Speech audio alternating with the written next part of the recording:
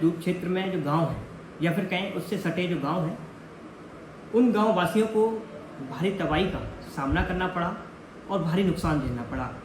वहीं जो रहने वाले जो लोग हैं उनको अब बाढ़ जब कम हुई है, वहाँ जो पानी कम हुआ है, तरह तरह की बीमारियों का सामना करना पड़ रहा है।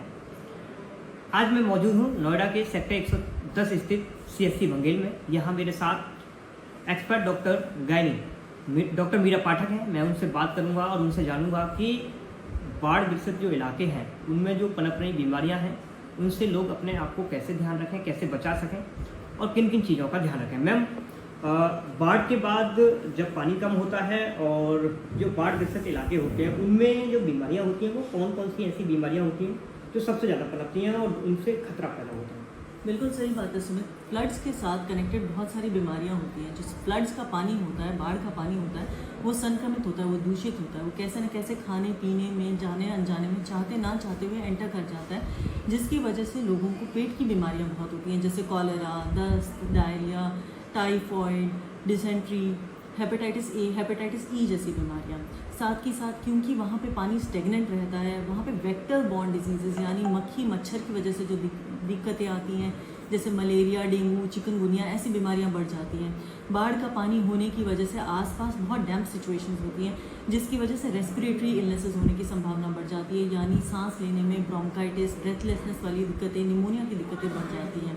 क्योंकि वहाँ पे बाढ़ का पानी इकट्ठा है, वहाँ बच्चे खेल रहे होते हैं, बड़े बुजुर्ग उस पानी में से चल के जा रहे होते हैं, उस पानी की वजह से स्किन के इन्फेक्शंस, फंगल इन्फेक्शंस, एलर्जीज होने की संभावना बढ़ जाती है। साथ ही साथ जो मानसिक तनाव है और मेंटल हेल्थ है वो भी अफेक्ट हो जाता है लोगों का। आप एक्सपर्ट गैनी हैं, तो मैं सबसे मेन इम्पोर्टेंट क्वेश्चन मेरा ये हो जाता है कि बाढ़ ग्रसित जो इलाके हैं उनमें जो गर्भवती महिलाएं हैं वो अपना कैसे ध्यान रखें, वो अपना कौन कौन सी ऐसी बीमारियां हैं उनको संक्रमित कर सकती हैं और उनको खतरा पैदा कर सकती हैं? बिल्कुल सुमित, जो गर्भवती महिलाएं होती हैं उनकी इम्यूनिटी नेचुरली लो होती है और उनमें कॉम्प्लिकेशंस होने की संभावना बढ़ जाती है। जिन बीमारियों का खास तौर से ध्यान रखना चाहिए वो है हेपेटाइटिस A और E, साथ में मलेरिया, डेंगू, चिकनगुनिया, क्योंकि ऐसी बीमारियों के अंदर ना केवल माँ के ऊपर असर पड़ता है पर बच्चा भी संक्रमित हो सकता है, वो मिसकैरी हो सकता है, प्रीटर्म डिलीवरी हो सकता है, या बच्चा पेट में डिस्ट्रेस में जा सकता है, या इंट्रायूटेराइन डेथ तक हो सकती है इन बीमारियों में। अगर उनकी शुरुआती लक्षणों की बात करें और खाने पीने की बात करें तो आप उनको क्या स्टेप देंगे कि क्या शुरुआती लक्षण हो सकते हैं? अगर खाने पीने का वो कैसे ध्यान रख सकते हैं कि क्या खाएं और क्या ना खाएं? तो जो लक्षण है जिनका बहुत खास ध्यान रखना चाहिए वो है सबसे पहले फीवर। अगर हाई ग्रेड फीवर आ रहा है, ऐसा फीवर आ रहा है जो चढ़ते वक्त बहुत जाड़ा दे रहा है और उतरते वक्त जिससे पसीने आ रहे हैं, तो मलेरिया हो सकता है। अगर इस टाइप का फीवर है जिसमें आँखों के पीछे दर्द हो रहा है, सिर में दर्द हो रहा है, हड्डियों में दर्द हो रहा है, तो ये डेंगू हो सकता है। अगर इस टाइप का फीवर है जिसमें फेस पे रैशेज, बॉडी पे रैशेज आ रहे हैं, तो ये डेंगू या चिकनगुनिया दोनों में से कोई प्रकार की बीमारी हो सकती है। आँखों का ध्यान, स्किन का ध्यान रखें। अगर लगता है कि आँखें पीली पड़ रही हैं, यूरिन नॉर्मल से ज़्यादा पीला आ रहा है, या फिर बाद में भूख कम लग रही है, तो ऐसे कंडीशन में हेपेटाइटिस या जॉन्डिस होने की संभावना हो सकती है। इसके अलावा अगर ऐसी इन्फेक्शंस हो रहे हैं जो ठीक नहीं हो पा रहे हैं, स्किन में बीमारियां हो रही हैं या सांस लेने में दिक्कत हो रही है, तो ऐसी कंडीशंस के अंदर ज़रूर डॉक्टर को दिखाना चाहिए, चेकअप कराना चाहिए, स्वास्थ्य केंद्र पे जाना चाहिए। खाने पीने की अगर बात करें तो किन चीज़ों का ध्यान रखना चाहिए?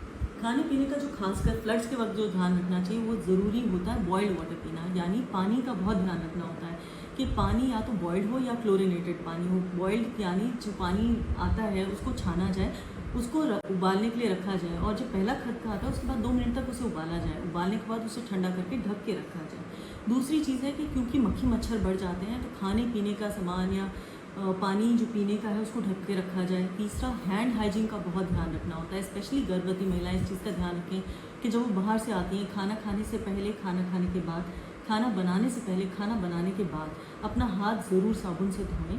इसके अलावा बाहर का खाना बिल्कुल अवॉइड करें, घर का खाना खाएं, और ऐसा खाना खाएं अगर वो रॉ वेजिटेबल्स हैं या फ्रूट्स हैं तो उसको अच्छे से धो के उसका इस्तेमाल किया जाए। तो इन चीज़ों का अगर खान पान में ध्यान रखा जाएगा तो पेट की बीमारी होने की संभावना घट जाएगी। अगर हम प्रैक्टिकल स्टेप की बात करें तो उसमें चाहे बदबू है या संक्रमण है, उससे कैसे बचाया जा सकता है अपने आप को? दूसरी चीज़ ये है कि इस समय जो महिलाएं हैं बाढ़ ग्रसित इलाके में, उनको टीकाकरण और चेकअप कितना इम्पोर्टेंट हो जाता है? बिल्कुल सही बात है। इस समय जब फ्लड वाटर्स रिसीड करने लग जाते हैं सुमित, तो वहाँ पे स्लज आ जाता है। स्लज यानी ऐसी जो इकट्ठा हुआ सामान होता है, जो फ्लड्स के साथ पानी आया हुआ होता है, उसके साथ जो इकट्ठा डेबरी होता है वो वहाँ पे इकट्ठा होने लग जाता है। तो जब अगर ऐसा लगता है कि बहुत बदबू आ रही है, बहुत अनहाइजीनिक कंडीशंस आ रही हैं, तो जितना हो सके उससे अपने आप को दूर रखें। मास्क का प्रयोग करें, अपने घर में अपने आसपास के वातावरण को जितना हाइजीनिक रख सकते हैं उतना हाइजीनिक रखें। साथ में जिस चीज़ का ध्यान रखना चाहिए वो है कि मच्छरदानी का प्रयोग करें, मॉस्किटो रेपेलेंट्स का ध्यान रखें, ऐसे कपड़े पहने जो फुल स्लीव होते हैं ताकि मच्छर ना काट पाए। और अगर आसपास लगता है कि पानी इकट्ठा है तो उस पानी को साफ़ कर दें, और अगर उस पानी को हटा नहीं सकते तो उसमें 1 चम्मच केरोसिन या थोड़ा ब्लीचिंग पाउडर डाल दें ताकि उसमें मच्छर ना पनप पाए। इसके अलावा अपने चेकअप्स का पूर्ण रूप से ध्यान रखना चाहिए, अपने रूटीन एंटी नेचुरल चेकअप्स को रेगुलर रखना चाहिए, क्योंकि इस टाइम पे जहाँ संक्रमण के चांसेस बढ़ जाते हैं चेकअप्स और ज़रूरी हो जाते हैं। और साथ ही साथ टीकाकरण का भी ध्यान बहुत ज़रूरी होता है कि अपने टीडैप के टीबी के टीके लगवाएं। अस्पतालों की क्या स्थिति है अभी फिलहाल में? कितना लोग कौन कौन सी बीमारी के सबसे ज़्यादा आ रहे हैं और क्या सलाह देंगे आप? इस समय हमारे अस्पतालों में बाढ़ग्रस्त जो एरिया से लोग आ रहे हैं उन ज़्यादातर स्किन डिजीज़ की वजह से आ रहे हैं। एक्जिमा, डर्मेटाइटिस वाली बीमारियाँ, सांस की बीमारियाँ यानी ब्रेथलेसनेस, निमोनिया, वायरल इन्फेक्शंस, क्योंकि वहाँ बहुत डैम्पनेस हो गई है।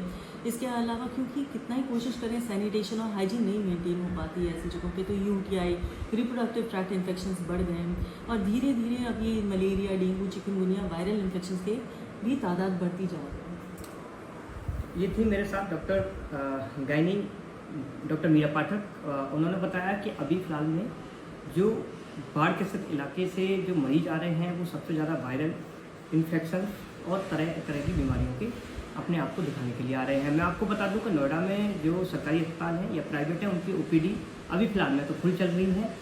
इसके साथ ही इन्होंने बताया है कि बाढ़ के स्थित इलाके हैं उनमें जो गर्भवती महिलाएँ हैं उनको खाने पीने से लेकर टीकाकरण और जो उनका चेकअप होते हैं, रूटीन चेकअप, उनको कराना बहुत ज़रूरी हो जाता है। अगर इस चीज़ में अगर वो लापरवाही बरतती हैं तो ये एक खतरनाक साबित होता है और एक बड़ा चैलेंज उनके सामने आता है।